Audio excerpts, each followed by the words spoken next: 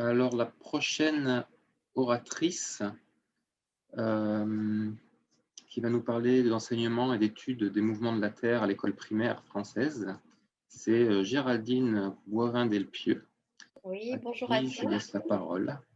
Très bien. Donc, oui, je me présente, Géraldine Boivin-Delpieux. Donc, comme Estelle, je suis enseignante-chercheur en didactique de la physique et j'enseigne dans une INSPE. Donc, tous les problèmes qu'elle a évoqués me sont familiers également. Donc, moi, aujourd'hui, ma communication porte sur l'enseignement et l'étude des mouvements de la Terre à l'école primaire. Et donc en particulier, sur, la comparaison de situations d'enseignement avec des objets tangibles et des objets numériques. Donc je vais vous présenter, une partie, de cette recherche. Alors, avant de détailler, complètement la recherche, je voudrais la situer dans son contexte pour, permettre d'en comprendre à la fois l'origine, mais aussi les objectifs. Donc d'abord en France, il faut savoir que les instructions officielles actuelles, alors dans la lignée de nombreuses recommandations d'ailleurs, hein, préconisent un enseignement des sciences basé sur l'investigation. Mais outre le type de démarche, les préconisations en vigueur intègrent également la notion de modèle, et ce dès le cycle 3 de l'école primaire. Et en particulier, on retrouve ces instructions dans la partie liée à l'astronomie. La modélisation est alors associée à d'autres approches comme les simulations. Donc on parle de modèles dans les programmes de cycle 3. Bien évidemment, tout le monde le sait, l'activité de modélisation des élèves, elle va être fondamentalement différente de celle d'un scientifique. Pour autant, certains auteurs, dont je fais partie, pensent que la signification du savoir en classe dépend du fonctionnement du savoir de la discipline enseignée, d'où l'importance de travailler avec les élèves autour d'activités de modélisation. Je vais y revenir un peu plus tard dans ma présentation. De plus, vous le savez tous ici, l'astronomie, c'est un domaine qui est très attractif pour les élèves, mais où ils rencontrent aussi de grandes difficultés, difficultés qui ont été énoncées par Estelle précédemment, donc je vais aller très vite là-dessus, mais finalement, ce sont des difficultés qui sont en partie dues à une contradiction entre ce qu'ils peuvent observer dans leur vie courante et puis heu, les phénomènes astronomiques. Par exemple, on voit la Terre plate pour un observateur terrestre alors qu'elle apparaît sphérique observée de loin. Le fait que des objets non soutenus ne tombent pas, alors que se passe-t-il de l'autre côté de la Terre pour les enfants? Voilà, autrement dit, les élèves ont tendance à classer la Terre comme un objet physique et non astronomique, et donc lui attribuent des présupposés appropriés pour des objets physiques en général, ce qui pose des difficultés. Autre difficulté révélée par certaines recherches, c'est qu'il y a une compréhension limitée des modèles et de la modélisation, évidemment chez les élèves, on s'en doute, mais aussi chez les enseignants. Donc il y a des travaux qui soulignent que certains enseignants considèrent les modèles comme des représentations exactes de la réalité, par exemple. Donc face à ces difficultés, certaines recherches en EIAH laissent penser que le recours à des objets numériques pourrait faciliter les apprentissages, et notamment, certaines recherches montrent que les simulations, pourraient faciliter l'élaboration de représentations de relations spatiales dynamiques et de leur évolution dans le temps et dans l'espace. Bref, dans ce contexte et par rapport à cet état de connaissance, moi, j'ai souhaité étudier la dynamique des savoirs enseignés à travers des activités de modélisation au cycle 3.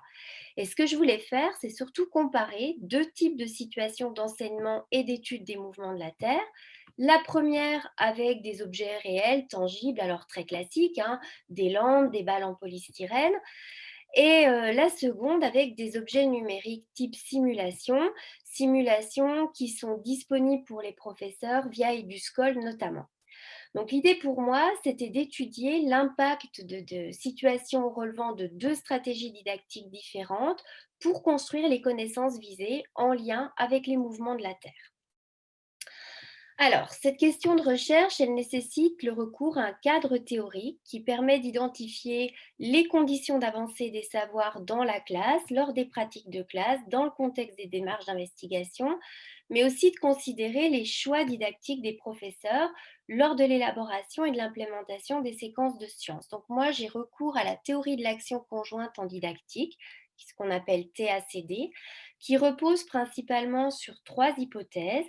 La première, c'est que l'on peut modéliser les activités au sein d'une classe à l'aide de la notion de jeu, qu'on va avoir un langage, une grammaire disponible pour décrire ce qui se passe lors de ces jeux didactiques. Et enfin, la troisième hypothèse, c'est que l'action didactique peut être envisagée comme une transaction qui implique un enseignant et des élèves et dont les objets transactionnels sont évidemment constitués des objets de savoir, mais disons qu'on ne peut pas séparer les trois pôles. Je vais un peu vite là-dessus, mais pour décrire ces jeux, la TACD fait appel donc à des concepts didactiques que sont le milieu et le contrat didactique, mais elle adjoint également des descripteurs théoriques qui permettent de décrypter en fait les modifications du milieu et du contrat en les situant dans le temps. Alors, c'est les notions essentiellement ici de chronogénèse, c'est-à-dire qui permet de caractériser l'avancée des savoirs dans la classe, et je vais avoir recours à la notion de mésogénèse, c'est-à-dire ici la genèse du milieu, la façon dont ce milieu évolue.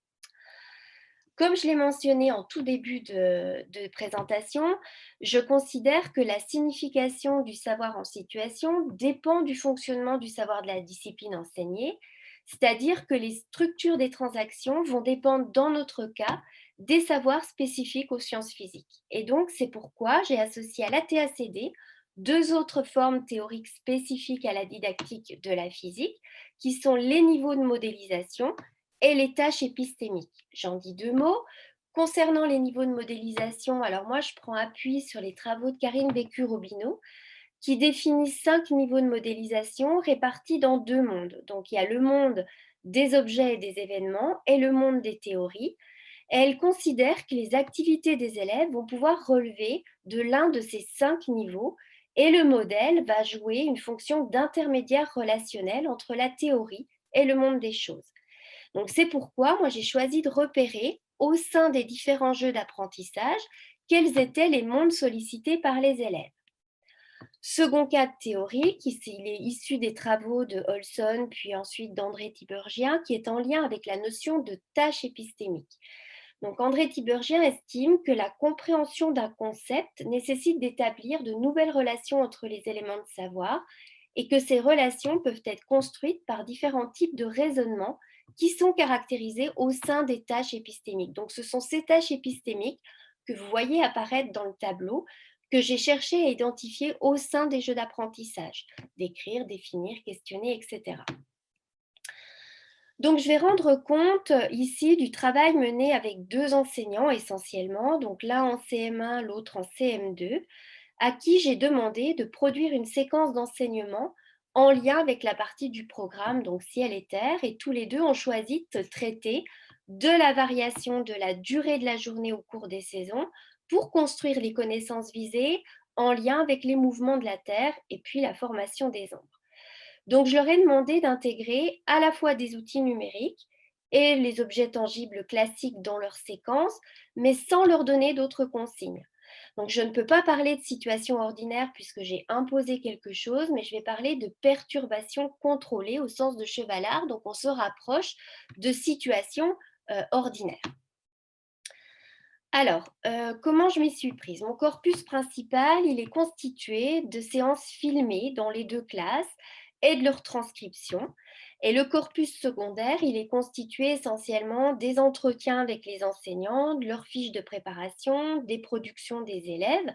Et ça m'a permis de corroborer les résultats obtenus par ailleurs lors de l'analyse in situ.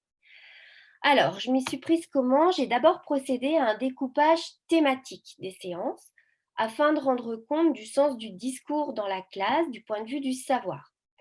C'est l'enchaînement en fait des thèmes au sein des séances et sur la séquence globale qui informe sur la chronogénèse, c'est-à-dire sur l'avancée des savoirs. Ensuite, chaque thème est découpé selon des jeux d'apprentissage qui correspondent à des moments particuliers qui sont caractérisés par un nouvel enjeu de savoir dans la classe. Et enfin, pour chaque jeu d'apprentissage, eh bien, j'ai codé l'avancée des savoirs, c'est-à-dire la chronogénèse, en ayant recours à des niveaux. Pour cela, j'ai d'abord fait une analyse a priori des savoirs visés en jeu. Je ne vais pas la détailler ici, je n'ai pas le temps, mais elle m'a permis d'organiser les savoirs visés selon des niveaux. Et ce sont ces niveaux de chronogénèse que j'ai ensuite attribués à chacun des jeux d'apprentissage. Et puis, j'ai associé également à chaque jeu d'apprentissage, donc non seulement ce niveau de chronogénèse, mais aussi un niveau de modélisation et un type de tâche épistémique. Alors, quelques résultats. Dans les deux études de cas, d'abord, l'organisation thématique des séquences rend compte d'une structuration selon un enchaînement logique et répété d'éléments qu'on retrouve. Donc, d'abord, on a des phénomènes qui sont donc issus du monde des objets et des événements qui sont donnés à voir aux élèves, puis leur description va faire émerger un questionnement scientifique. Et ensuite, les enseignants introduisent une activité qui a pour objectif l'interprétation de ce phénomène, et puis les connaissances sont ensuite structurées.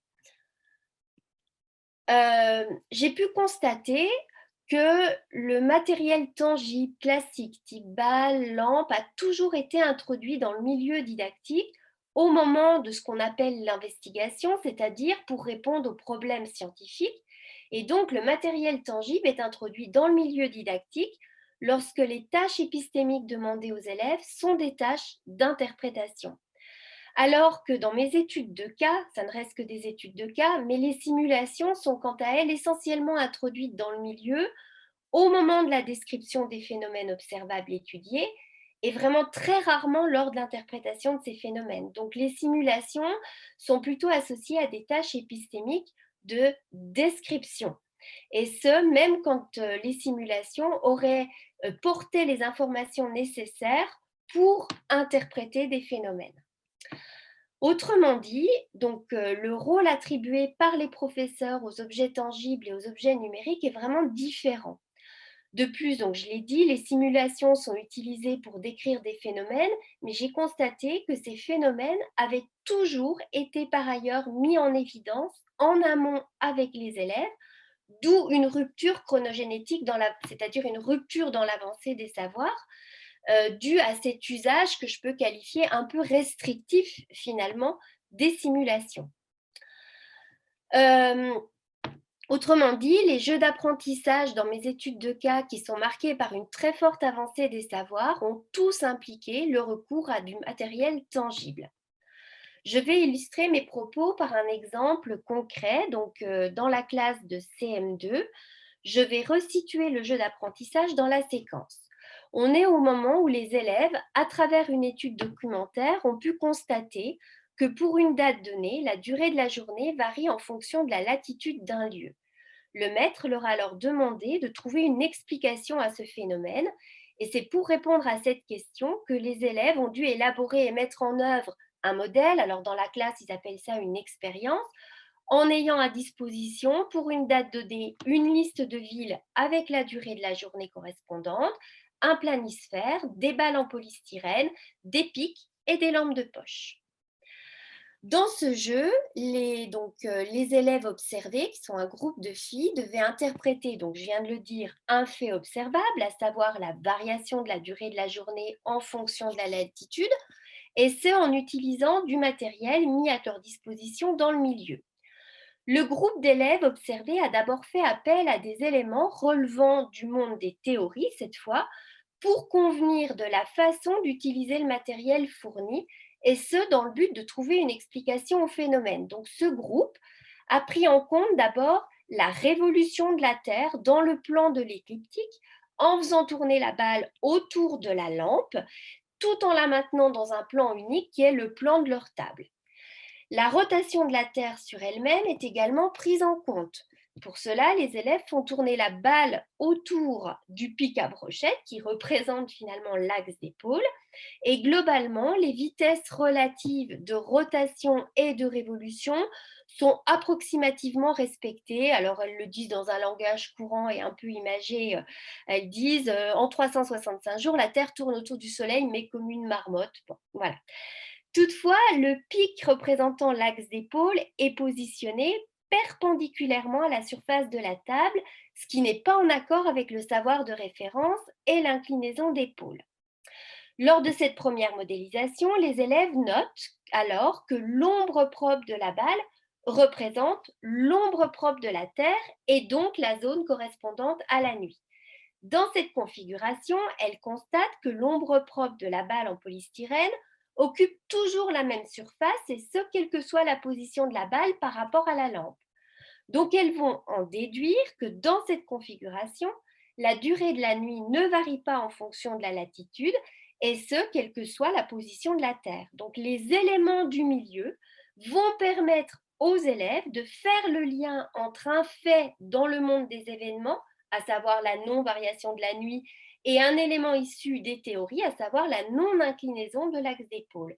Et donc, pour obtenir une variation de la durée de la nuit en fonction de la latitude, les élèves en déduisent qu'elles doivent obtenir une variation de la zone éclairée et pour ça, elles vont incliner l'axe d'épaule et donc construire des connaissances, de nouvelles connaissances grâce aux rétroactions du milieu qui est générée par les objets disponibles dans ce milieu.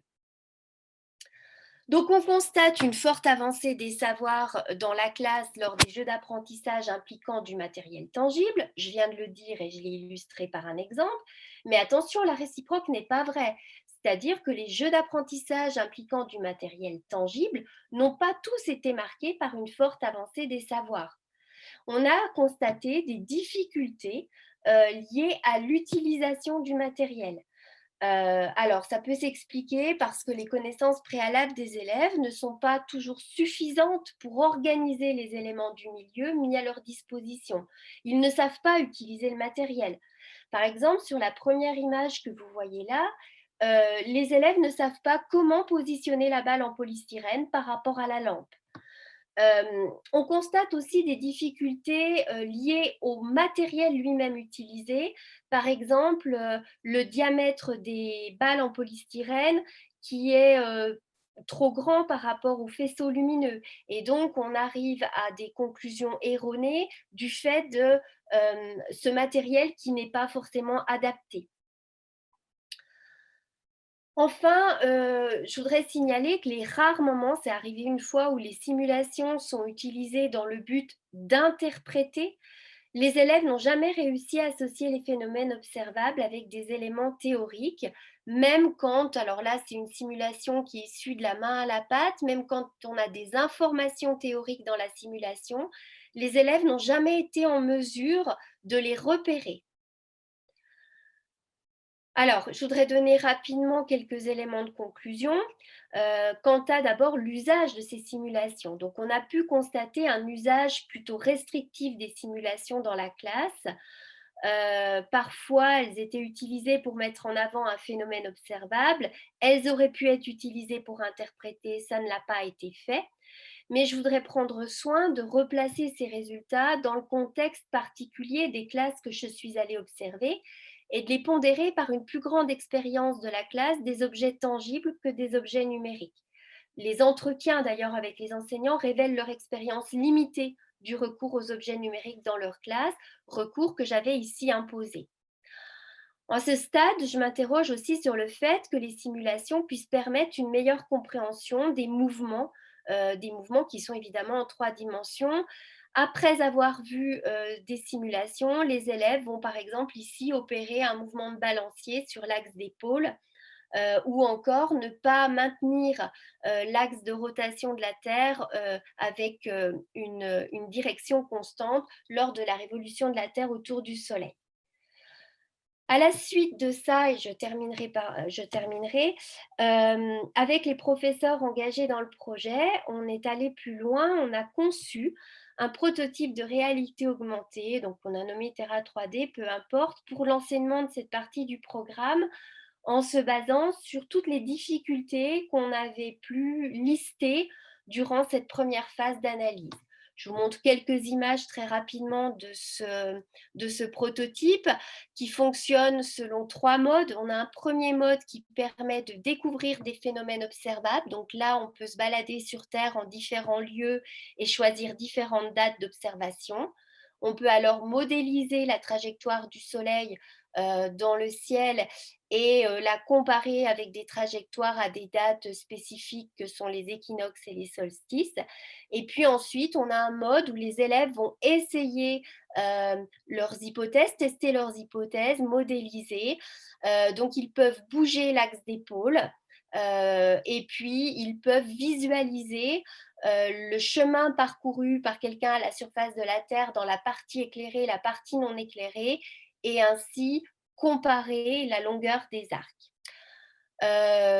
Voilà, les tests sont en cours, donc je ne peux pas vous en dire beaucoup plus par rapport à l'efficacité de ce prototype. Je vous remercie pour votre attention. Merci beaucoup, Géraldine. Dans les temps aussi, parfait, je suis content.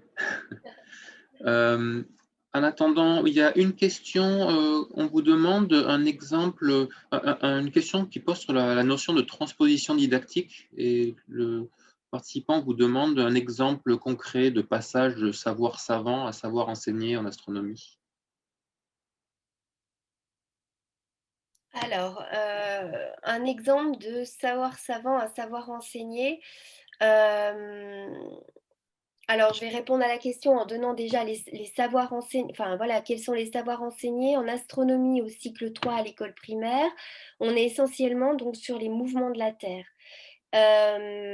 Les programmes, donc la première transposition didactique, la transposition interne, ne précise pas quels sont les savoirs précis que l'on doit enseigner. Dans le programme, c'est marqué mouvement de la Terre, et donc on associe alternance journée-nuit à rotation et variation de cycle des saisons, pardon, à révolution. Mais il n'y a pas plus de précision. Ce que je constate dans les classes, c'est que donc la deuxième transposition qui est faite par les enseignants, c'est de dire on parle de donc rotation pour alternance journée-nuit, et puis pour le cycle des saisons, on va étudier soit la variation de la durée de la journée en un lieu donné à différentes dates, soit la variation de la durée de la journée à une date donnée à différentes latitudes, soit la variation de la température moyenne aussi au cours des saisons, et on met ça en relation avec la révolution de la Terre.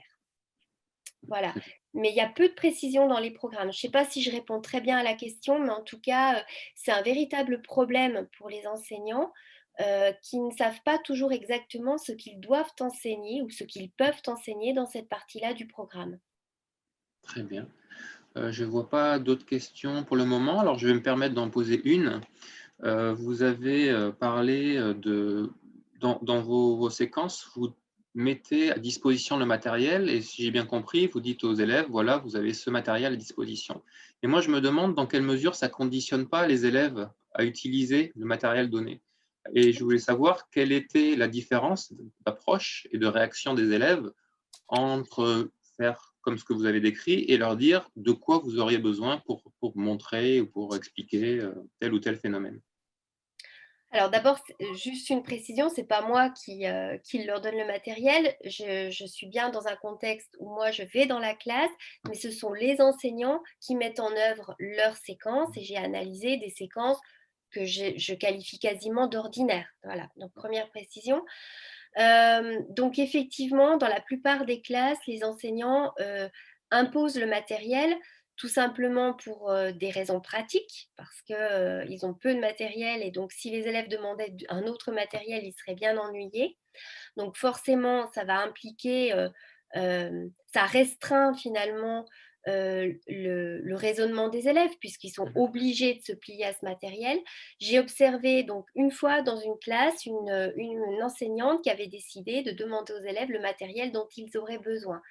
Et j'ai pu constater qu'il n'y a pas eu de grande différence finalement. Ils sont tous arrivés à demander un objet sphérique et une source lumineuse. Donc, ça a mis plus de temps. Ils ont dû se poser des questions, réfléchir à ce qu'ils devaient modéliser. Donc, d'un point de vue de l'apprentissage de la modélisation, il y a eu une plus-value, bien entendu, mais ça n'a pas changé fondamentalement le matériel au final demandé. D'accord, très bien. Je vois qu'Emmanuel a allumé sa caméra et est sur les starting blocks, donc je suppose qu'il a une question. Avec le micro allumé, c'est mieux. Chaque fois, j'oublie. Plus une réaction parce que en fait, en vous écoutant et avec cette comparaison, donc simulation, objet tangible, ça peut donner l'impression, en fait, que les simulations sont moins efficaces et il y a eu pas mal de réactions dans le chat en disant, bah, par exemple, justement, ça montre bien qu'il faut mieux regarder. Moi, j'ai l'impression enfin, justement, j'aimerais avoir votre avis sur ça et que c'est plutôt que il faut savoir utiliser les simulations, d'une part. D'autre part, il faudrait que les simulations soient construites en lien avec cette transposition didactique pour que Mmh, par exemple, juste un exemple de transposition justement, il y a une des simulations que vous montrez, celle que vous avez créée, où les rayons du soleil sont bien parallèles et ça, c'est typiquement quelque chose dans une simulation qui serait faite sans trop réfléchir aux difficultés. mmh, On pourrait avoir des rayons, qui partiraient comme ça pour la beauté de la chose. mmh. Donc ça fait partie des difficultés quand voilà, donc une chose, il faudrait que la simulation soit bien construite par rapport à ça et par ailleurs, moi, je pense, c'est un peu aussi ce que montrait Estelle tout à l'heure, c'est-à-dire que voir que ça soit le vrai Vénus dans le ciel ou une image de Vénus, voilà, bien construite, ça ne suffit pas et en fait, derrière, il faut un travail. Voilà, l'observation ne suffit jamais, en fait, pour l'apprentissage, il me semble. Oui, tout à fait. L'observation ne suffit jamais. Pour apprendre, on est bien d'accord qu'il faut interpréter justement, hein, pour construire des éléments, des théories. Moi, ce que j'ai voulu faire quand même là, c'est regarder des pratiques ordinaires, c'est-à-dire regarder puisqu'on impose aux enseignants dans les programmes d'utiliser des simulations, dans un premier temps, moi, je voulais voir comment ils les utilisaient et en fait, ils sont bien ennuyés avec, cette directive parce que d'abord, ils ont peu d'équipement dans les écoles. Faut parfois, on n'a même pas, un réseau internet dans la classe, donc il faut être aussi conscient de ça. Et du coup, enfin, ça engendre des difficultés et là, on l'a vu, je l'ai vu, j'ai pu le constater en allant le voir dans les classes. On a un usage un peu restrictif des simulations, mais je suis d'accord avec vous, la simulation ne va pas remplacer une observation qui, par ailleurs, est nécessaire. Ceci étant, la simulation aurait pu être aussi utilisée parfois pour interpréter et construire les savoirs ou en complément de l'utilisation des objets tangibles, mais ça n'a pas été fait. Je ne sais pas si je réponds bien à la question, il y avait peut-être plusieurs questions. Non, non, non, ça J'ai c'est pas très pris de bien. notes. Frédéric, si tu permets, j'ai une petite question. Oui, oui, bien sûr, vas-y, Jean. Merci, hein, Géraldine. Alors, moi, j'ai une question sur les situations d'apprentissage. Est-ce que tu as été amené à aussi étudier, observer des situations où justement les élèves sont appelés à observer les phénomènes directement et à essayer de réfléchir ou de développer des stratégies d'observation? Parce que je pense que même le terme d'observation, moi, j'ai du mal à le saisir tel qu'il est, parce que je pense qu'une observation, elle n'existe pas de fait, elle se Elle construit. se construit. Et donc parce que là, je vois que c'est toujours en classe. Est-ce qu'il y a pas des situations où les enseignants les mettent dans la cour en leur disant, voilà, il y a des choses qui se passent dans le ciel, comment on fait pour les observer et les comprendre? Alors malheureusement, non, je n'ai jamais, voilà, ce sont des études de cas, hein, je prends quand même des précautions. Là, dans l'équipe, il y avait 5 enseignants, donc je suis allée voir, 5, j'ai suivi 5 enseignants. Aucun n'a fait des observations en extérieur, donc c'était, soit des images, soit, des données en fait. Les données étaient déjà construites, c'est-à-dire que la durée de la journée, à différentes dates, par exemple, était, directement amenée aux élèves et ils n'ont pas eu à mesurer cette, durée de journée. Voilà, il y a pas ils sont pas sortis dehors regarder la course du soleil ou faire un relevé d'ombre avec un gnomon, enfin, voilà, inexistant. Je pense que ça s'explique, par les difficultés, bah, qui ont été évoquées par Estelle juste avant moi, c'est-à-dire, un manque de connaissances de la part, des enseignants qui sont très peu à l'aise sur cette partie du programme. Et encore, moi, ceux qui ont accepté que je vienne dans leur classe, sont plutôt au point sur ces notions-là et un manque de temps aussi parce que, le programme est chargé et ça a été évoqué hier, hein, ce point-là et ils se sentent obligés évidemment de parcourir tout le programme et donc les observations demandent beaucoup de temps, de construire des observations en fait. Ça demande du temps qu'ils n'ont pas ou en tout cas qu'ils ne prennent pas. Ok. Une question, alors là je lis la question telle quelle. Vous avez dit que certains élèves avaient des difficultés à utiliser le matériel, mais peut-on dire véritablement qu'ils ont des difficultés à l'utiliser ou plutôt qu'ils n'arrivent pas à se représenter ce que ces objets sont censés représenter? Euh, Je pense qu'ils n'arrivent pas, alors oui, effectivement, j'aurais dû le dire comme ça, ils n'arrivent pas à se représenter ce que les objets sont censés représenter, et surtout, ils n'arrivent pas à... En fait, on ne travaille pas sur les approximations qui sont faites lors de l'utilisation de ces objets.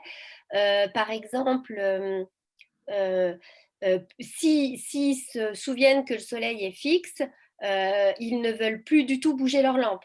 Et Mhm. même si la lampe a un faisceau lumineux qui n'est pas très large, ils ne vont pas s'autoriser à bouger la lampe parce que le soleil est fixe. Mhm. Et ça, ce sont des éléments qui ne sont pas discutés souvent en classe et qui posent des difficultés ensuite d'interprétation de la partie éclairée sur la balle en polystyrène, tout simplement. Ouais. Donc, effectivement, les difficultés sont liées parce qu'on ne s'interroge pas sur ce que représentent les objets et voilà les approximations possibles. Ouais. Et j'ajoute d'ailleurs que ces difficultés ne sont pas forcément liées avec l'âge, parce que pour enseigner en première année d'université à Toulouse, dans un module qui est destiné donc à des élèves ou des étudiants, pour le coup, qui n'ont pas eu un bagage scientifique, mais qui se destinent au professorat des écoles, ce que vous avez décrit avec des élèves, on va dire, de 9-10 ans, j'imagine, Oui. vraiment, je leur retrouve les mêmes problèmes avec des jeunes de 18, 19, 20 ans, quoi. Et ils sont là avec leur balle, leur polystyrène, ils se demandent qu'est-ce qu'ils doivent faire avec, quoi. Mais là, je ne l'ai pas dit parce que ce n'était pas le sujet de mon intervention, mais donc je forme aussi les enseignants et les M1, M2 ont les mêmes difficultés que les élèves de cycle 3. Voilà, alors parce que on leur a peut-être pas enseigné suffisamment cette partie du programme. Enfin voilà, enfin, c'est compliqué et c'est compliqué parce qu'on manque de temps, mais ça, Estelle l'a très bien dit avant moi. Oui. Une remarque dans les questions qui me semble intéressante, alors moi je ne sais pas répondre. Cet intervenant nous dit que le problème est que le mot observation n'a pas la même signification en sciences de la vie et de la Terre et en physique. Vous, vous pouvez commenter là-dessus? Je sais pas. Alors, je suis pas prof de SVT, donc je vais avoir plus de mal, mais je ne sais pas exactement ce qui veut dire. Je pense qu'en physique, les observations, on les construit, on relève des régularités dans les phénomènes. En SVT, je ne sais pas, ce qu'on appelle le dessin d'observation, c'est une représentation la plus fidèle, je pense, de ce que l'on observe. En physique, on n'est pas forcément là-dedans, on essaye de comprendre. Je ne sais pas exactement répondre à la question, pour être honnête. Juste peut-être, alors c'est pas une réponse complète parce que mais je suis dans un projet avec un collège qui associe en sixième les profs justement de SVT, physique et techno. Alors je ne sais pas si Rita peut-être pourra compléter, mais il y a eu énormément de débats quand on a voulu faire un livret d'explication pour les élèves sur qu'est-ce que c'est qu'une expérience, comment faire un schéma. Le professeur de SVT et de physique était effectivement, alors je Non. n'irais pas dire désaccord, faut pas exagérer, mais Oui. en tout cas, ce qu'il voulait dire aux élèves n'était pas du tout la même chose. Je sais, par exemple, il y a eu des histoires sur quel matériel il faut représenter, est-ce qu'il faut mettre une échelle, un titre, voilà, plein de choses comme ça. Apparemment, il y a une culture. Donc, c'est pas l'observation extérieure, c'est l'observation en classe, l'observation de quelque chose en classe. Une culture très différente apparemment dans les deux. Alors, peut-être que certains, je sais pas s'il y a Je des peux réponses à ça. Oui, je peux. Alors, par rapport à l'observation, voilà, je n'avais pas forcément d'éléments de réponse en tête, mais par rapport à cette différence de vocabulaire qu'on utilise en physique, en SVT et en mathématiques, hein, par exemple, hypothèse n'a pas du tout la même signification dans ces trois disciplines. Il y a eu une étude qui a été faite là-dessus et un rapport qui a été publié par l'IFE. C'est Michel Prieur qui en était l'auteur, je crois, justement, qui ont fait une enquête sur la signification de ce vocabulaire qu'on utilise en sciences en général, mais dont la signification dépend de la discipline, en fait. Donc, effectivement, il y a comme ça des variantes suivant les disciplines. Moi, je me permets de faire une remarque générale. Alors, c'est vraiment très général, hein. Mais ceci dit, ça traduit bien aussi la question là, qui nous arrive. Je pense qu'il y aurait peut-être un abus de langage à parler de la démarche scientifique. Bah, Je pense bien que sûr. c'est quelque chose Non, mais le problème, c'est que c'est quand même communément répandu. Et du coup, on pourrait peut-être justement s'intéresser sur les démarches scientifiques. Et à ce moment-là, ça lèverait ce qu'on pense apparaître comme une confusion, alors que ça ne l'est pas. Ça traduit justement des distinctions qu'il faut peut-être réussir à éclairer et à mieux comprendre. Oui, je suis complètement d'accord avec cette remarque, d'autant plus que on le voit avec les étudiants et ensuite les professeurs des écoles qui n'ont pas de formation scientifique à la base. Leur référence, c'est la, et je dis bien la, démarche d'investigation. Et donc, pour eux, c'est une démarche linéaire qui se fait selon différentes étapes. Et pour eux, faire une démarche d'investigation, ça implique de passer par toutes ces étapes qui ont été décrites notamment dans les programmes de 2002. Et donc, ça devient un obstacle, malheureusement, à la mise en place de démarches d'investigation variées, en tout cas d'un enseignement basé sur l'investigation. Très bien, je ne vois plus de questions. On a eu 2 réponses, Frédéric, un petit peu par les participants là, sur cette histoire physique SVT quand même pour compléter. Ah oui, Ils disent en physique, on schématise les manips et en SVT, ils font des dessins et légendes avec une codification. Ce qui me paraît vrai. Et après, Guillaume aussi, Coupechoux, rajoute qu'un croquis, un schéma ne veut pas dire la même chose en géographie, en physique ou SVT. Et ça bloque les élèves, justement, ces différences de vocabulaire. très bien. Je voulais peut-être juste pas une conclusion, mais je veux dire que ce qui a été présenté par Géraldine et Estelle, et en fait hier par Isabelle Vauglin dans l'atelier démarche, c'est cette démarche justement de prendre le temps d'analyser complètement l'activité des enseignants. C'est quelque chose c'est un temps immense, hein. Ça prend des mois et des mois, voire Mm. plus. Oui. Donc, hier, on discutait de ça, de cette collaboration chercheur en didactique, enseignant. On a rajouté aussi que ça serait bien d'avoir un trio chercheur didactique, chercheur astronomie, enseignant. Bon, parfois, mais dans des cas rares, on a alliance didactique astronomie en termes d'apprentissage, enfin de parcours professionnel. Ce que je veux dire, c'est que ça peut être aussi un des intérêts de notre communauté qui est en train de se créer là, de mettre en lien, parce que c'était Vincent Ossaf qui posait la question, comment établir ces critères pour savoir que notre séquence d'enseignement alors, est une bonne transposition, on va dire, et comment utiliser bien les simulations, etc. Et ça, c'est un travail énorme. Et après, on a ce problème aussi que tout ce travail que vous avez fait, comment le diffuser? Ça, c'est aussi une des questions qu'il va falloir qu'on se pose. C'est-à-dire que là, comme vous dites, c'est une étude de cas avec 5 enseignants. Vous avez réussi après à voir qu'est-ce qui peut permettre de bien utiliser la simulation pour compléter le travail d'observation, hein. Il y a eu plusieurs réflexion là en disant, mais oui, l'observation, c'est aussi fondamental pour démarrer, pour initier, pour peut-être même prendre les mesures par les élèves eux-mêmes, qu'après, on va interpréter, etc. Ça, c'est clair. Et donc, arriver à construire avec cette démarche collaborative une version améliorée de ces séances, et ensuite pour pouvoir les transmettre. C'est jamais transposé immédiatement d'un contexte à un autre, mais il y a quand même des critères, finalement, qui vont faire qu'une séance va plus ou moins bien fonctionner. Et ça peut être analysé dans les cadres, dont celui que vous avez donné, la CACD, mais en fait, il y a pas mal de cadres, et ce n'est pas l'objet aujourd'hui de décrire tous les cadres. Mais en tout cas, il y a des cadres en didactique qui permettent de proposer après une description qui est réutilisable. Donc voilà, ça serait bien que tout le monde ait cette idée-là de possibilité qui aujourd'hui n'est pas possible, on va dire, humainement. On n'est pas assez nombreux et il n'y a pas assez de canal via l'inspection. Par exemple, dans les programmes, enfin dans les manuels, dans les descriptions des programmes, il pourrait y avoir des liens, des connexions qui seraient faites avec, enfin, donc à réfléchir, hein, avec des laboratoires, des groupes de recherche, etc. C'est peut-être vers ça qu'il faudrait aller dans l'avenir. voilà, je m'arrête pour ce petit coup de pub. Je suis tout à fait d'accord. Et par rapport à l'atelier d'hier sur démarches, où on a parlé des démarches collaboratives donc en éducation, effectivement, donc moi j'ai un groupe de travail avec les enseignants, donc je les associe aux analyses didactiques que je peux faire par ailleurs. Effectivement, il nous manque un spécialiste en astronomie, c'est évident. On a ce manque et on aurait ce besoin vraiment pour proposer ensuite des séquences optimales, quoi. En espérant que ça puisse se faire un jour. Ça va se faire. Il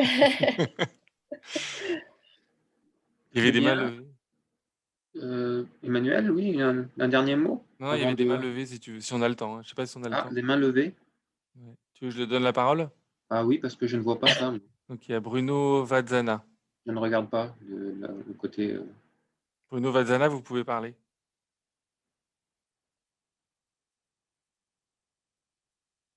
Ah, voilà, sinon je donne la parole à Asia Nechache et après Bruno quand vous voudrez. Asia? Vous m'entendez?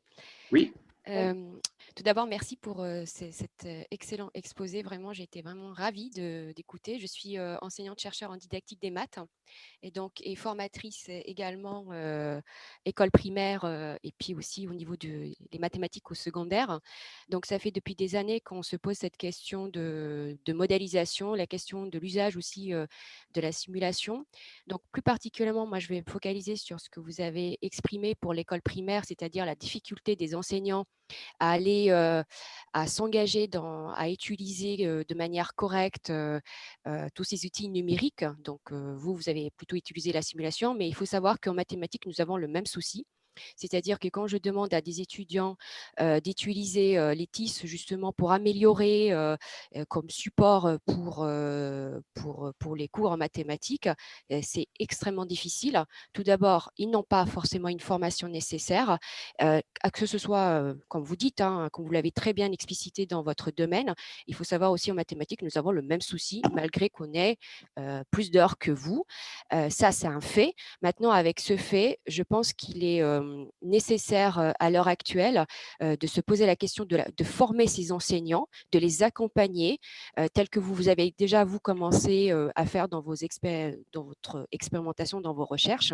Quelque chose que j'ai beaucoup essayé et que ça a été vraiment très, très intéressant.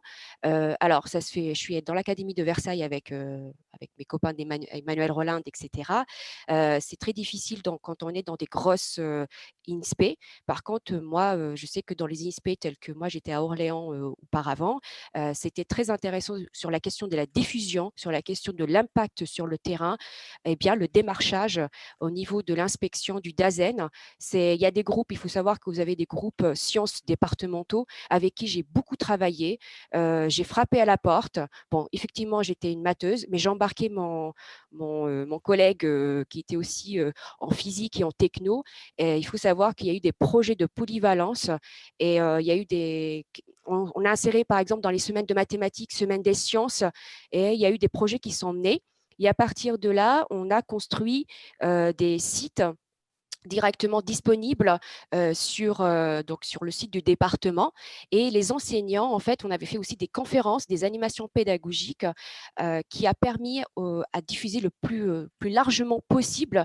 Donc, en fait, toutes les recherches qu'on peut mener, nous, dans nos laboratoires. Effectivement, il faut faire, je rejoins totalement mon collègue Emmanuel sur cette question de constituer des groupes, mais il faut savoir que l'école primaire, c'est encore pire que le secondaire. Il y a une résistance de la part des enseignants parce qu'ils ont un mauvais rapport pour la plupart avec les sciences de manière globale, donc j'inclus les mathématiques, et ils ont encore ce rapport-là de l'étudiant face aux sciences. Alors que nous, on aimerait développer un bon rapport entre l'enseignant en fait, des sciences et les disciplines, etc. Et donc, je pense qu'il faut vraiment que vous, avec cette expérimentation que je trouve vraiment très intéressante encore une fois, que vous alliez frapper aux portes des IUN parce que je pense qu'ils vous ouvriront vraiment grandement les portes. Vous devez vous acharner, hein, je pense, comme on Oui, l'avait fait, pour pouvoir mettre. Et puis après, vous avez PISA. Et ce qu'il avait dit aussi, Emmanuel Rolinde, c'est quelque chose qu'on travaille. Et je suis en maths, donc je rejoins aussi ce qu'elle avait dit Estelle tout à l'heure. Je suis en maths et je suis en faveur, mais je défends la polyvalence, le décloisonnement. Il y en a marre. Il faut la maîtrise des disciplines, ça c'est une condition nécessaire, mais mais pas suffisante parce qu'il faut qu'on la travaille avec d'autres pour pouvoir comprendre notre propre discipline. Et donc, dans l'enseignement, c'est quelque chose qui est vraiment fondamental pour ma part. Donc, surtout pour l'école primaire. Alors là, et surtout dans le cadre d'évaluation par compétences dans laquelle on est baigné. Voilà. merci, oui. Effectivement, enfin, je suis complètement d'accord avec tout ce que vous avez dit. Par contre, c'est vrai que c'est un combat de pouvoir travailler, et je mesure, enfin, je pèse mes mots, de pouvoir travailler avec le terrain. Oui. C'est compliqué de trouver à la fois des enseignants qui acceptent de nous recevoir. Alors, par contre, quand ils acceptent, ils sont généralement ravis et ils le font avec enthousiasme.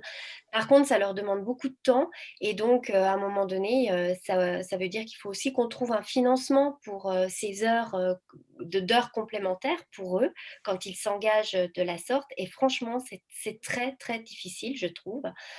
Et puis, il y a aussi tous les enseignants qui refusent que l'on vienne, qui refusent d'ouvrir leurs portes parce ils ont peur aussi du regard du chercheur.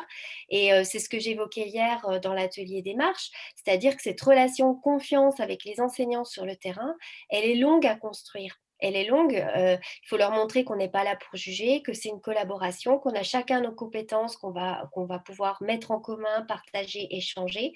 Et ça, c'est vraiment du long terme et ça pose aussi problème. Et pour la polyvalence, oui, je suis d'accord avec vous. Alors moi, j'ai la chance d'être dans une INSPE qui est petite, hein, je suis à Besançon.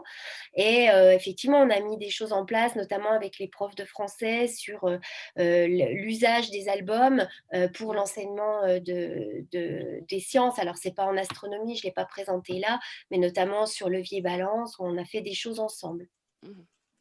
Voilà. Mais une petite structure, c'est plus simple, on se connaît. Exactement. Eh ouais, c'est sûr. Très bien.